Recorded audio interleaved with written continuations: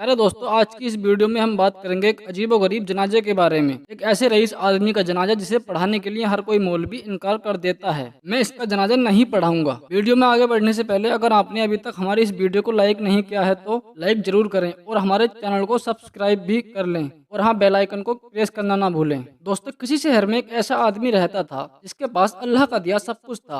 अल्लाह ने उसको दौलत, इज्जत, शोहरत, औलाद, अलगर्ज, दुनिया की हर नेमत से नवाजा था। इसके बावजूद ये एक नेक, ईमानदार और अल्लाह वाले इंसान थे। दौलत का ज्यादातर हिस्सा गरीबों, यतीमों, मिस्किनों पर खर्च कर देते थे और हमेशा गरीबों की मदद करते थे। इस रईस आदमी का एक इकलौता बेटा था जो अपने बाप से बिल्कुल अलग था। रईस अपने बेटे को हमेशा समझाते रहते थे कि बेटा, दुनिया की माला दौलत पर कभी घमंड मत करना और ये मत भूलो ये दौलत अल्लाह रब्बुल इज्जत की आजमाइश है। इसलिए बेटा, इस दौलत में गरीबों, यतीमों और परेशान लोगों का हिस्सा रखा करो, क्योंकि एक दिन ऐसा आएगा कि ये दौलत इसी दुनिया में रह जाएगी और तेरे साथ जो चीज जाएगी वो तेरा कफन होगा। रईस का बेटा दौलत और दुनिया को ही सब कुछ समझता था। उस पर अपने बाप की बातों पर कोई असर नहीं होता था। वक्त गुजर रहा। एक वक्त ऐसा भी आया कि वो रईस सख्त बीमार हो गया। काफी इलाज के बाद कोई भी बेहतरी नहीं आई। एक दिन रईस ने अपने मुंशी को बुलाया और खत का लिफाफा दिया और कहा, मुंशी, ये खत मेरे बेटे को उस वक्त देना जब मेरा जनाजा कब्रिस्तान में रखा जाए। इंतकाल से कुछ दिन पहले उन्होंने अपने बेटे को बुलाया और कहा, बेटा, मेरी आखिरी ख्वाहिश है,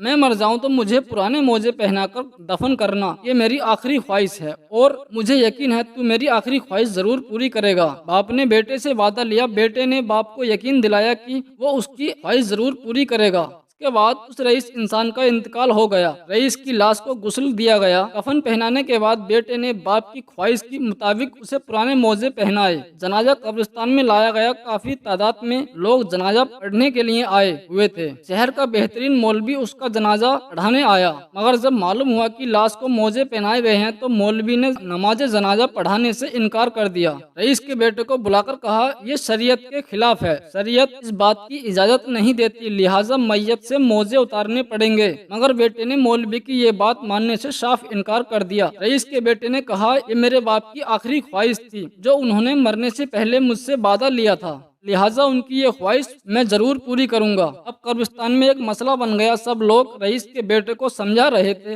मगर वो किसी की बात नहीं मान रहा था। उन्होंने शहर के बड़े बड़े उलामा इकराम से राब्ता किया, उनको पैसे की लालच दी कि वो जनाजा आकर पढ़ा दें, मगर शहर के किसी भी आलिम ने उसकी बात नहीं मानी। हर एक ने यही कहा कि शरीयत के खिलाफ है, मुर्दे को कफन के सिवाय कोई और चीज नहीं दी जा सकती। कब्रिस्तान में आवाम और उलामा इकराम हुजूम इकट्ठा हो गया। इसी हालत में रईस का मुंशी लोगों की सफों को चीरता हुआ हाजिर हुआ और उसने उस रईस के बेटे को अपने पास बुलाया। वो खत जो रईस ने मुंशी को दिया था और कहा था, ये खत मेरे बेटे को उस वक्त देना जब मेरा जनाजा कब्रिस्तान में रखा जाए। तो मुंशी ने वो खत रईस के बेटे को दे दिया और कहा, आपके अब्बा ने मुझे दिया था और कहा था इसमें उसकी वसीयत है, मैं ये खत आपको उस वक्त जब उनका जनाजा कब्रिस्तान में रखा होगा। रईस के बेटे ने वो खत हाथ में लिया और उसे खोलकर देखा तो उसमें लिखा हुआ था, मेरे प्यारे बेटे, मैं शहर का सबसे अमीर आदमी था, मगर देख ले आज मैं अपने साथ ये पुराने मोजे भी लेकर नहीं जा सकता। मेरे बेटे, आज मेरी कब्र में मेरे कफन के अलावा कोई चीज नहीं जाएगी। जो कुछ भी मैंने दुनिया में कमाया, जो भी माल मैंने दुनिया में जमा किया, सब कुछ दुनिया में ही रह जाएगा। मेरे बेटे, मैं तुझे वसीयत करता हूँ, मैं जो कुछ भी छोड़कर जा रहा हूँ उसे नेक राह में खर्च करना। मेरे बेटे, दौलत पर कभी तकब्बुर न करना, घमंड मत करना, क्योंकि दौलत इसी दुनिया में रह जाएगी।